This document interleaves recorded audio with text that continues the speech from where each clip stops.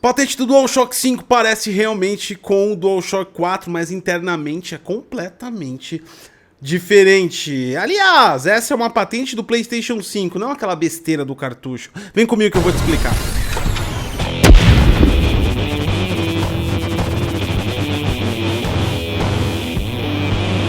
Fala, galera, eu sou o Godcos, você tá no Detonando Geek, o primeiro, maior e melhor canal de tecnologia pra games de todo o YouTube. Viu a vinheta também, é óbvio, é claro, é lógico, já ouviu falar que nós vamos falar da patente do DualShock 5, do PlayStation 5, nova geração chegando no final de 2020 e todo mundo quer saber. Qualquer coisa que saia, muitas pessoas me marcaram em publicações que saiu pela mídia e eu vou falar agora das impressões iniciais e também das tecnologias envolvidas. Aliás, a gente vai falar muito mais do que falaram, porque a patente mostra muito mais do que os desenhos em si. Eu vou mostrar também para vocês. É óbvio, é claro, é lógico, próxima geração, todo mundo tá ligado, potência absoluta. Deixa seu like, se inscreve no canal, compartilha essa informação, que você vai ver que ela é bem diferenciada de qualquer outra informação que você teve a respeito da patente. Antes de mais nada, hoje saiu a lista aí de indicados para o GOT, né? O Game Awards 2019. Tem Sekiro, tem Control, tem Death Stranding, tem Super Smash Bros, tem Other Worlds. Você concorda, você não concorda com essa lista? Você acha legal, você não acha legal? Faltou algum jogo que você queria? Amanhã a gente vai discutir no Problematizando Games, o programa do canal, que é um videocast e também sai direto para podcast no Spotify e também no Deezer. Amanhã às 3 horas da tarde, o link tá na descrição, já vai lá e ativa a notificação para você não esquecer. Conto com você. E mais uma vez uma patente aí que na verdade não é vazada. As patentes é importante entender que elas são colocadas à medida que as empresas vão lançar os produtos e proteger intelectualmente a sua produção industrial, a sua produção estrutural e também sua produção arquitetônica. Ou seja, patentes não são sigilo. À medida que é colocada a patente é porque o produto pode existir um dia, não que vá existir. No caso, então, nós estamos falando do DualShock 5 em relação àquela do cartucho, que era uma besteira absoluta que não daria como comprovar nada. Essa sim é em relação ao PlayStation 5 de verdade. E ela coincide muito com o que foi informado ao jornal The Ward, né? O site The Ward, que é onde está sendo colocado todos os lançamentos de hardware do PlayStation 5. Lá também foi falado muito pouco sobre o DualShock 5, mas a patente que nós podemos ver agora, que foi patenteada lá no Japão, coincide com o que foi dito, explica o que foi dito e como vai funcionar o que foi dito. Vamos direto ao ponto, então, bora então. Essa aqui é a patente que você já tá vendo aí na tela do DualShock 5, não necessariamente que ela vai ser exatamente assim. A patente diz claramente que as bordas pontilhadas, elas podem sofrer alteração de design, ou seja, o controle pode sofrer uma alteração de design. No entanto, o aspecto de funcionalidade que é contido nessa patente é colocado à prova, provavelmente no próximo DualShock 5. A coisa mais óbvia que a gente pode já ver aí é a retirada da iluminação traseira do controle do DualShock 4 e também o acrescento de uma porta USB-C. A porta USB-C, na verdade, ela poderia servir por múltiplas funcionalidades, mas se tratando de um controle que é sem fio com funcionamento via Bluetooth, a largura de banda é limitada e seria totalmente inviável utilizar o USB-C para acrescentar alguma funcionalidade e obrigar o player a colocar o controle no cabo USB. Dessa forma, o conector USB-C é apenas uma opção mais arrojada e mais coerente com a tecnologia atual. Lembrando que o conector USB-C ele é muito mais firme também. Então nós não devemos esperar nada de funcionalidade maior através desse conector USB-C. No entanto, nós temos grandes coisas colocadas dentro do controle. Primeiramente, uma mutação na saída inferior do controle, aquela que fica de frente a você.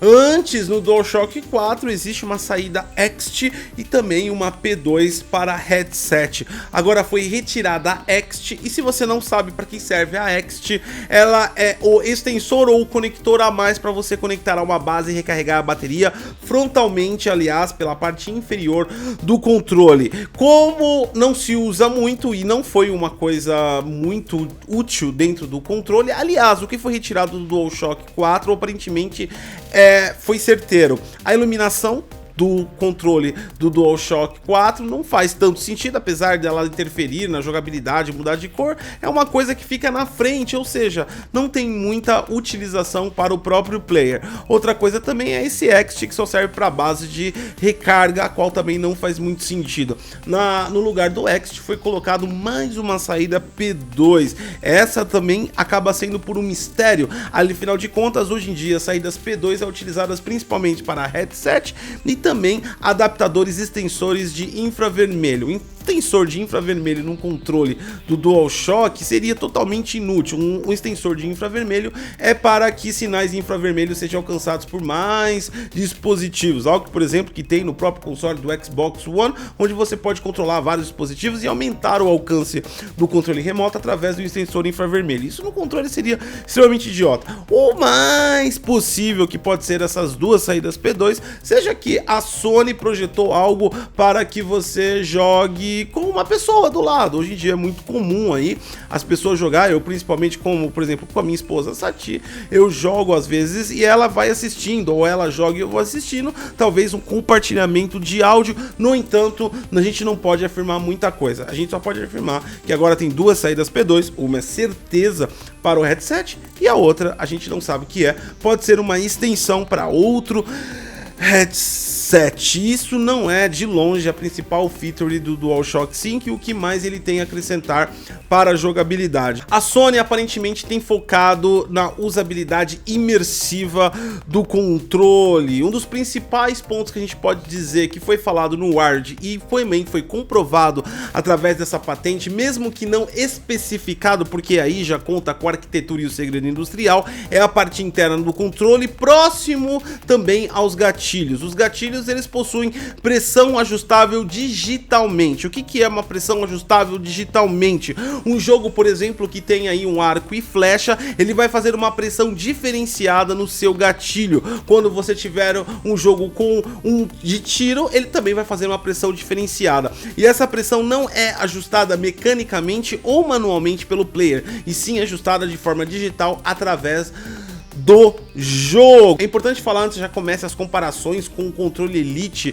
que o propósito do Elite é um controle competitivo e o propósito que aparenta do DualShock 5 é um controle interativo. Tanto que é interativo que esse motor também corresponde não só à questão da pressão dos gatilhos, mas o controle DualShock 5, segundo o Wired, e agora um pouco mais confirmado com essa patente, vai trazer sistema áptico. O que é um sistema áptico? Áptico é tudo aquilo que é tátil através do tátil mesmo, ou seja, você tocar através do auditivo, ou seja, alguma interação que traga para você um efeito humano tátil, alguma interação a mais do que só você fazer, do que só você olhar. Um exemplo bem simples de sistema tátil é o que tem em todo smartphone touchscreen, ou seja, quando você vai desbloquear ou quando você vai teclar, ele faz uma vibração, alguns até tocam um som também e vibram juntamente, e alguns smartphones mais premium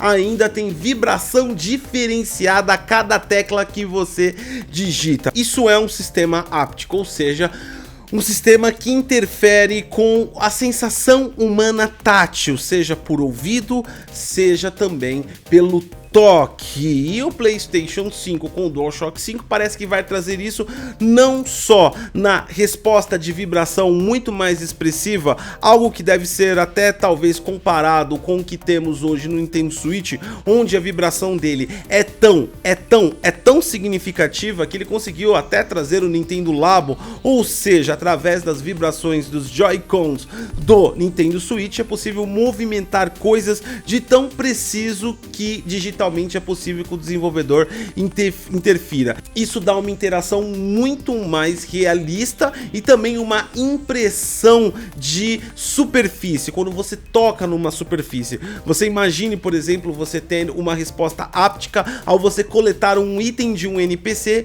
e esse item é um item mais poroso. Ele pode dar uma resposta áptica através dos sensores de vibração, e o DualShock 5 também aparenta aumentar aí a qualidade do do alto-falante de sonoridade. Então ele pode trazer não só a resposta tátil, mas também sonora, ou seja, fazendo uma completa imersão. É óbvio, é claro, é lógico que isso vai ser para quem desenvolver o jogo com essa funcionalidade. O importante de tudo isso é a gente entender que sistemas como esse já existem no DualShock 4, no entanto, não são todos os jogos que colocam à disposição a funcionalidade. A gente tem que ver como a Sony vai resolver esse problema. Não adianta jogar um monte de funcionalidade no controle, mas os desenvolvedores não colocar. No entanto, a gente percebe que mesmo que o sistema áptico não seja 100% usado pelos desenvolvedores, a funcionalidade do gatilho será usada externamente pela patente, não muda quase nada, inclusive o tamanho. Segundo também o site Word, que chegou a testar os protótipos do PlayStation 5 e tem divulgado aí todas as informações do PlayStation 5, especificações e tudo mais, ele também é um controle um pouco mais pesado que o DualShock 4 e um pouquinho mais leve também que o controle do Xbox One. A bateria tem um pouco mais de durabilidade, no entanto, não foi revelado nada, mas a patente está de acordo com o que foi falado, principalmente na parte do mecanismo interno, que interfere diretamente com a resposta tátil, com a resposta auditiva, com o sistema de vibração, criando um sistema áptico muito imersivo. Ou seja, a proposta da Sony é trazer um controle imersivo e não talvez competitivo, como é o caso do controle Elite. Nova geração tá bombando, né, cara? Tem bastante novidade já, o USB-C, como nós já havíamos falado há muito tempo. Resta saber também se as saídas de vídeo vão ser por USB-C. Se fosse, seriam ótimos, poderíamos utilizar adaptadores USB-C over DisplayPort, over HDMI, para conectarmos a qualquer tipo de display. Então, quer dizer que tem muita coisa ainda vindo. Essa patente é só um dos milhares de itens que nós vamos revelar aí, conforme for vazado, conforme for anunciado oficialmente para você. Gostou dessa informação? Descobriu bastante coisa que não sabia e mais completo do que muitos locais que estão falando, mostrando apenas um desenho. Deixe seu like, se inscreve no canal, compartilha essa informação. Eu sou Gotcose e até a próxima.